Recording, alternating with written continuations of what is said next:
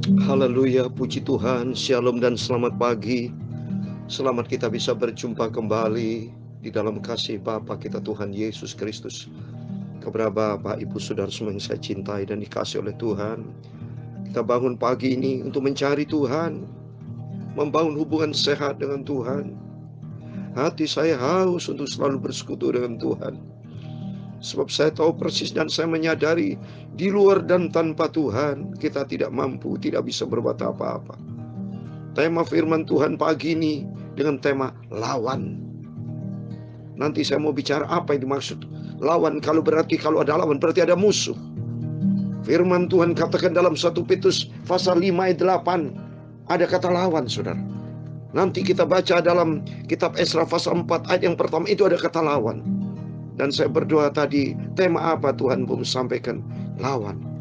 Kan tiap hari, tiap saat kita berhadapan dengan musuh. Siapa musuh? Daging. Musuh siapa? Iblis. Tertulis dalam 1 Petrus pasal 5 ayat 8, sadarlah dan berjaga-jagalah, lawanmu si iblis berjalan keliling sama seperti singa yang mengaum-ngaum dan mencari orang yang dapat ditelannya. Coba ini. Iblis selalu mengincar kita. Termasuk diri kita. Ada pepatah berkata, the greatest enemy is in yourself, is in ourselves. Musuh terbesar di dalam diri kita. Contoh untuk bangun pagi berdoa, susahnya minta ampun, saudara.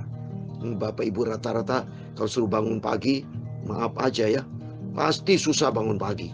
Ya, enaknya tidur, bangun siang, atau tidur tidak mau berdoa.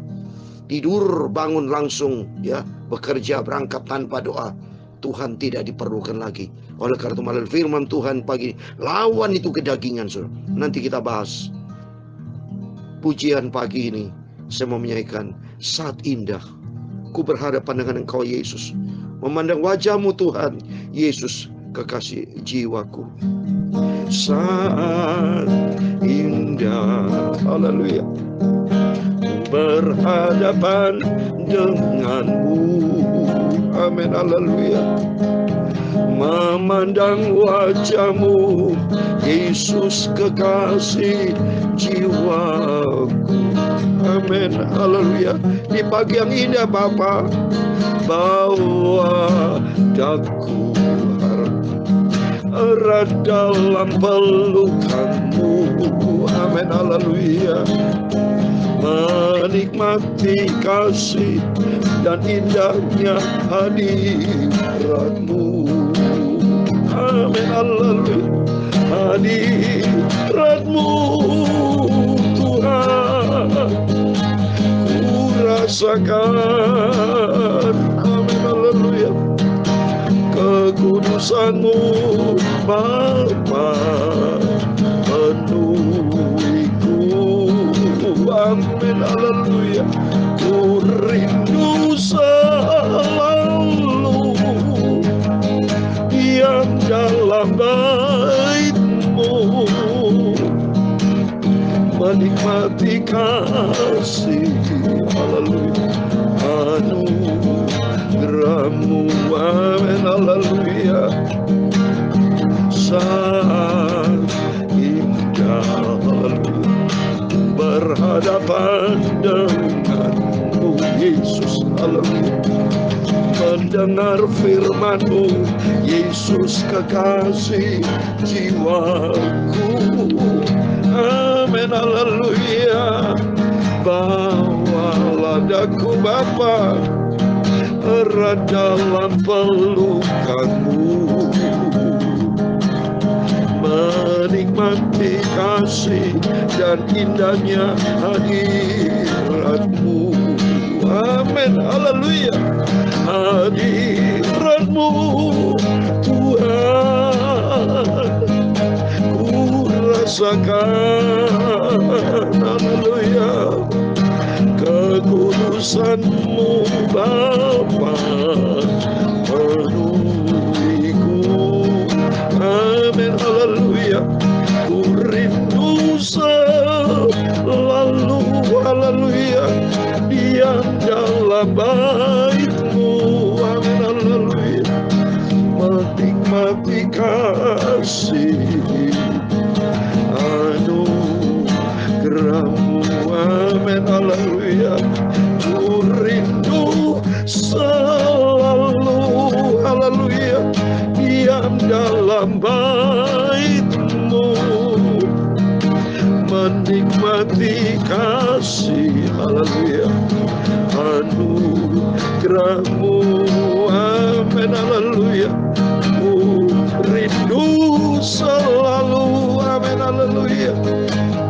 diam dalam bait-Mu, haleluya, menikmati kasih, haleluya, anugerah-Mu, amin, haleluya. Saat indah berhadapan dengan-Mu, menikmati kasih karunia-Mu yang sempurna, amin, haleluya. Saat indah rindu selalu bersama-Mu Bapa, diam di dalam bait-Mu yang suci kudus, amin, haleluya. Ku rindu selalu, haleluya, diam dalam rumah-Mu Bapa, menikmati kasih, haleluya, anugerah-Mu, amin, haleluya. Ku selalu memandang, haleluya, wajah-Mu yang begitu kudus, haleluya, menikmati hadirat-Mu Tuhan Yesusku, amin, haleluya. Saya mau bacakan ayat Bapak Ibu. Ada satu ayat di dalam Mazmur pasal 27 ayat yang keempat. Ada satu hal yang kurindu, untuk selalu berjumpa dengan Tuhan. Sebab hati saya merindu untuk berjumpa dengan Tuhan di pagi yang indah ini, Tuhan. Satu hal telah ku minta kepada Tuhan, itulah yang ku ingini, diam di rumah Tuhan seumur hidup, amin, haleluya. Menyaksikan kemurahan Tuhan dan menikmati bait-Nya yang maha kudus, amin, haleluya. Ku rindu selalu, haleluya, diam dalam bait-Mu, menikmati kasih, haleluya, anugerah-Mu. Tuhan, aku cinta pada rumah-Mu, haleluya, pada tempat kemuliaan-Mu bersemayam. Aku mau hidup selalu bersama-Mu Bapa, menikmati hadirat-Mu di pagi yang ini. Pagi yang indah ini aku selalu haus akan Engkau Tuhan. Aku mau duduk diam di bawah kaki-Mu Bapa, untuk menikmati kasih karunia-Mu seumur hidupku Bapa.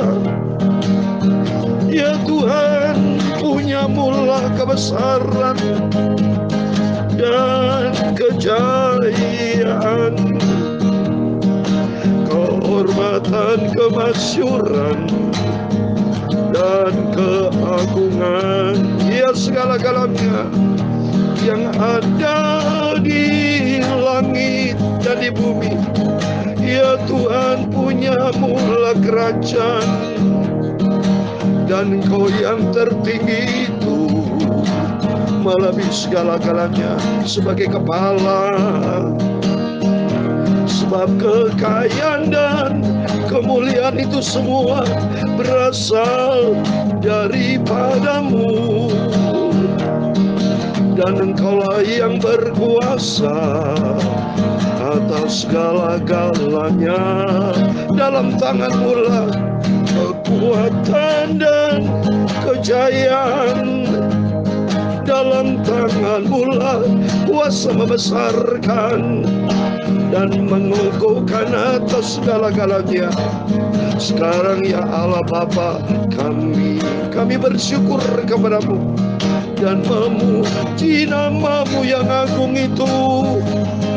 nama Tuhan yang maha sempurna.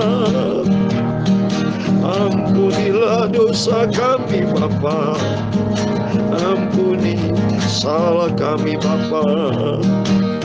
Sucikan mulut kami hamba-Mu Bapa, pikiran hati kami Yesus. Sebentar kami lapar haus akan baca firman-Mu Tuhan. Berfirmanlah Tuhan, haleluya. Kekudusan-Mu Bapa, ku rindu selalu diam di dalam rumah-Mu Tuhan, bersekutu dengan Engkau Bapa. Ampuni Bapa segala dosa kami, salah kami, kekilafan kami, ampun. Kami percaya pagi ini pagi yang indah. Tuhan Yesus memberkati kami semua. Terima kasih Bapa, segala puji hormat hanya bagi Allah Bapa. Di dalam nama Tuhan Yesus Kristus kami hamba menekmu sudah berdoa. Haleluya. Amin. Puji Tuhan, shalom dan selamat pagi. Selamat kita bisa berjumpa kembali di dalam kasih Bapa kita Tuhan Yesus Kristus. Sebab hanya oleh rahmat anugerah Tuhan kita diizinkan kembali kita hidup sehat. Dan sebelum kita beraktivitas, kita nomor satu mencari Tuhan.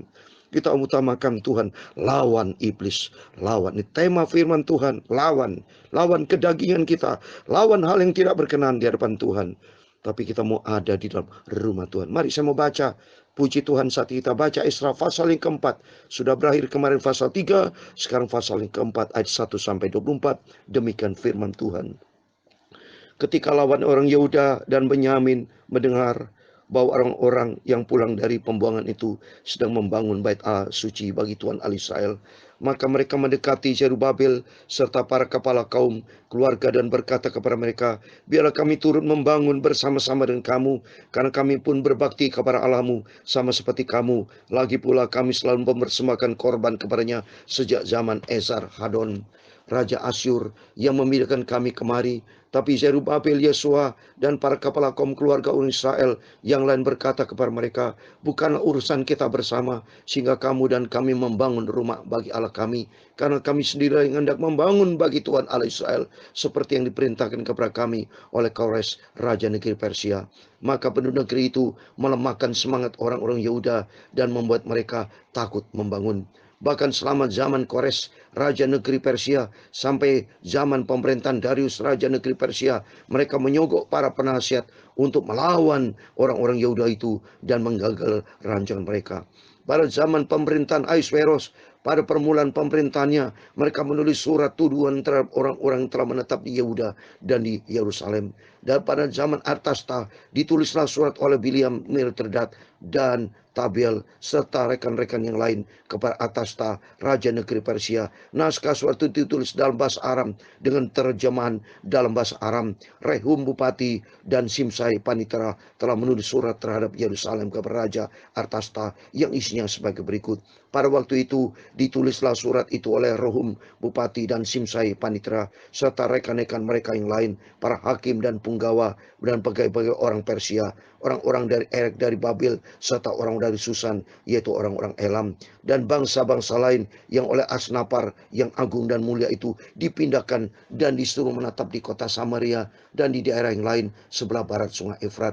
Inilah salinan surat yang dikirim mereka kepadanya ke hadapan Raja Artasasta dari hadapan tuanku, orang-orang di daerah sebelah barat sungai Efrat. Maka kiranya Raja maklum bahwa orang-orang Yahudi yang berangkat dari tuanku ke tempat kami telah tiba di Yerusalem. Mereka sedang membangun kembali kota yang durhaka dan jahat itu. Mereka menyelesaikan pembangunan tembok-tembok dan memperbaiki dasarnya. Kiranya Raja maklum bahwa jikalau kota itu sudah dibangun dan tembok itu sudah selesai, orang tidak lagi membayar pajak, upeti, atau bea, sehingga kota itu akhirnya mendatangkan kerugian kepada raja-raja. Sekarang oleh karena kami mempunyai hubungan dengan raja dan tidak patut bagi kami melihat raja kena celah, maka oleh sebab itu kami menyuruh orang memberitahukan hal itu kepada raja, supaya diadakan penyelidikan dalam kitab riwayat nenek moyang tuanku. Di dalam kitab riwayat itu tuanku akan mendapati dan mengetahui bahwa kota itu kota durhaka yang selalu mendatangkan kerugian kepada raja-raja dan daerah daerah-daerah, bahwa orang selalu mengadakan pemberontakan di dalamnya sejak zaman dahulu. Itulah sebabnya maka kota itu dibinasakan. Kami ini memberitahukan kepada raja bahwa jikalau kota itu sudah dibangun kembali dan tembok-temboknya sudah selesai, maka bagi tuanku kelak tidak ada lagi milik di daerah sebelah barat sungai Efrat. Maka raja mengirim surat jawaban ini kepada Rehum, bupati, dan Simsai, panitera, serta rekan-rekan mereka yang lain yang tinggal di Samaria dan di daerah yang lain seberang sungai Efrat. Salam. Maka sekarang surat yang kamu kirim kepada kami telah dibacakan kepadaku dengan jelas. Lalu atas perintahku telah diadakan penyelidikan dan didapati bahwa kota itu sejaman dahulu selalu bangkit melawan raja-raja dan bahwa penduduknya selalu mendurhaka dan memberontak.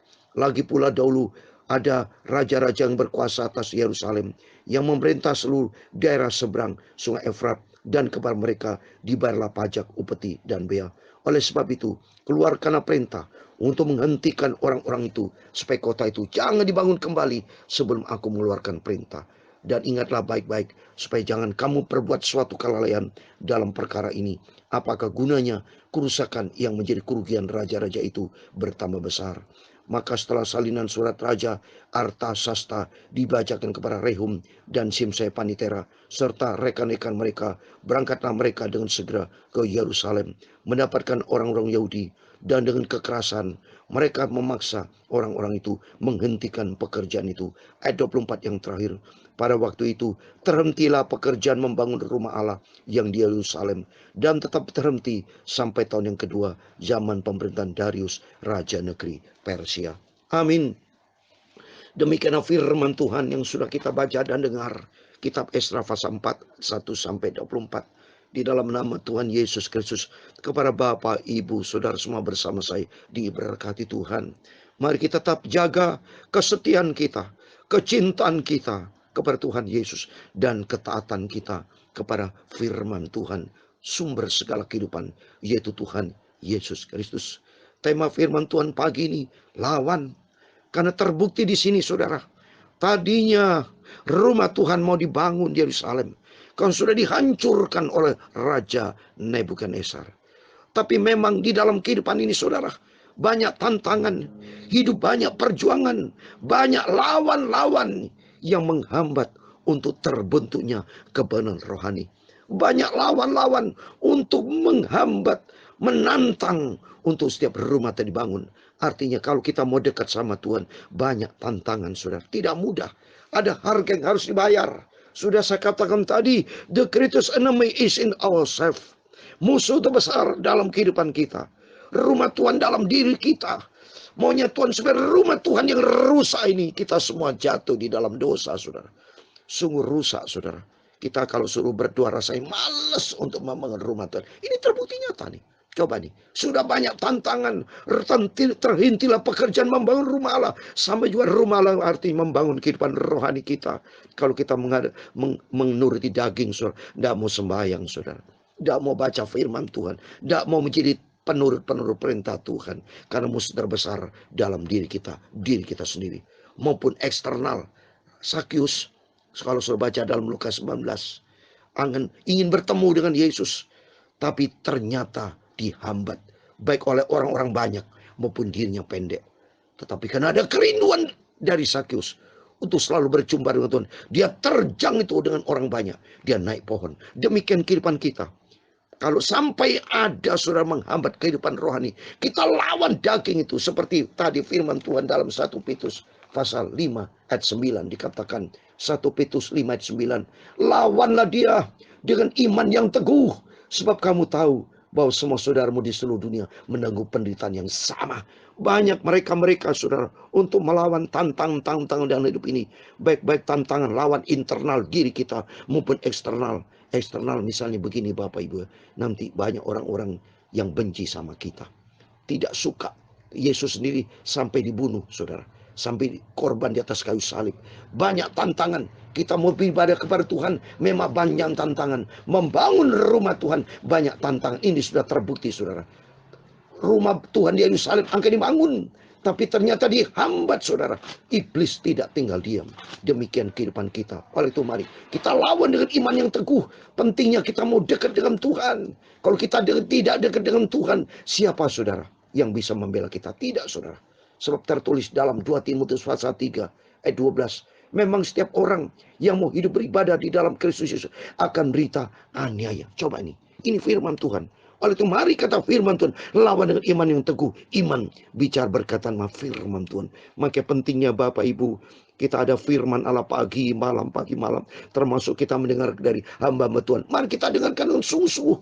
Perkuat iman kita menghadapi situasi yang nanti sulit. Seperti bangsa Israel. Tidak bisa dibangun kembali. Banyak hambatan tantangan menghadapi dunia yang gelap ini, saudara. Menghadapi kedatangan Tuhan sudah sangat dekat ini. Banyak tantangan, masa-masa tribulation di hadapan kita. Oleh itu mari kita mempersiapkan diri kita untuk kita sungguh-sungguh sama Tuhan.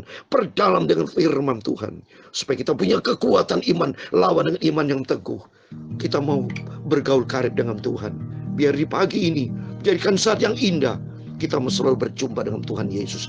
Lawan perbuatan daging. Lawan egois kita dengan iman yang teguh. Dan kita perkuat iman kita dengan firman Tuhan. Sehingga nanti kalau Yesus datang, kita nampak bersama dengan Yesus surga kekal selama-lamanya. Jaga kesetiaan kita. Kata firman Tuhan dalam Wahyu pasal 2 ayat 10b. Hendaklah engkau setia sampai mati. Tuhan akan berikan mahkota kebenaran. Mahkota kehidupan. Waktu itu memang tidak mudah. Mengikut Yesus kata firman Tuhan. Harus pikul salib. Penyangkalan diri, ada harga yang dibayar. Lawan itu dengan iman yang teguh bersama Yesus. Kalau Tuhan bersama kita, kita yakin ada kemenangan bersama Tuhan. Yesaya 41 ayat 10. Jangan takut, jangan bimbang, karena Tuhan bersama kita akan membawa kita kepada kemenangan. Lebih dari pemenang, karena Tuhan Yesus bersama kita. Amin. Tuhan memberkati kita semua. Ku rindu selalu, haleluya, diam dalam bait-Mu, haleluya, menikmati kasih, haleluya, anugerah-Mu. Harus ada kerinduan kita untuk lebih dekat. Ku rindu selalu, haleluya, diam dalam bait-Mu Tuhan, menikmati kasih, haleluya, anugerah-Mu. Ku rindu selalu akan firman-Mu. Ku rindu selalu Tuhan akan firman Tuhan Yesus, haleluya, dan menikmati kasih anugerah-Mu. Amin, haleluya, menikmati kasih berkat anugerah-Mu. Amin. Tuhan memberkati engkau dan melindungi engkau. Tuhan menyinari engkau dengan wajah-Nya dan memberi engkau kasih karunia. Tuhan mengharapkan wajah-Nya kepadamu dan memberi engkau damai sejahtera. Bapa kami yang di surga, dikuduskanlah nama-Mu, datanglah kerajaan-Mu, jadilah kehendak-Mu di bumi seperti di surga. Berikanlah kami pada hari ini makanan kami secukupnya, dan ampunilah kami akan kesalahan kami, seperti kami juga mengampuni orang bersalah kepada kami. Dan janganlah membawa kami ke dalam pencobaan, tetapi lepaskanlah kami dari perang jahat, karena Engkau-lah yang mempunyai kerajaan dan kuasa dan kemuliaan sampai selama-lamanya. Amin. Selamat pagi, selamat beraktivitas. Jangan lupa, mari kita melawan perbuatan-perbuatan yang tidak benar. Lawan daging kita, lawan iblis dengan iman yang teguh. Perdalam kita untuk lebih dekat dengan Tuhan. Terlebih keadaan situasi dunia saat ini yang serba uncertainty, tidak jelas. Tapi kita menjadi jelas kalau kita dekat bersama Tuhan, karena ada perlindungan ilahi bersama kita. Amin. Tuhan Yesus memberkati dan Tuhan Yesus bersama kita senantiasa hingga kesudahan alam. Amin. Immanuel, puji Tuhan.